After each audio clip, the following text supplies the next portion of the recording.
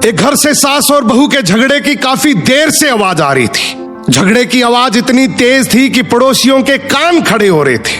पड़ोसी मजे ले रहे थे। झगड़ा खत्म होते ही बहू किसी काम से बाहर आई तो पड़ोस की एक बूढ़ी औरत आई और बोली, बेटा तेरी सास तो कुतिया का मेल है, अगर ऐसे ही चलता रहा तो तेरा तो जीना हराम हो जाएगा।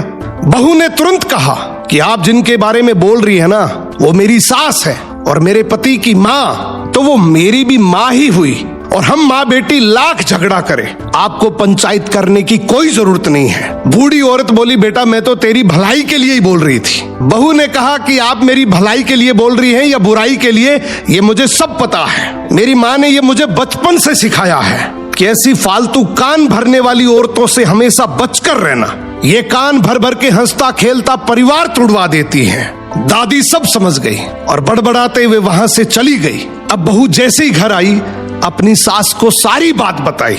ये सुनते ही सास की आंखों में आंसू आ गए। सास ने बहू को गले लगा लिया और रोते हुए बोली कि बेटा मुझे आज विश्वास हो गया कि तू मेरे घर की बहू नहीं बल्कि मेरे घर की लक्ष्मी है, और आज मुझे ये भरोसा हो गया कि तुम मेरे और मेरे बेटे को आराम से संभाल लेगी। अब मुझे कोई चिंता नहीं है। बहू ने भी रोते हुए बस इतना ही कहा कि आप मेरी माँ हैं और माँ से झगड़ा कौन नहीं करता, पर झगड़े का मतलब ये नहीं कि मैं घर की बात बाहर करूं। सो घर की बातें अगर घर में ही रहे तो घर मंदिर है, वरना कान भरने वाले तो हर गली नुक्कड़ पर बैठे हैं जो चुटकियों में एक हंसता खेलता परिवार तोड़ देते हैं।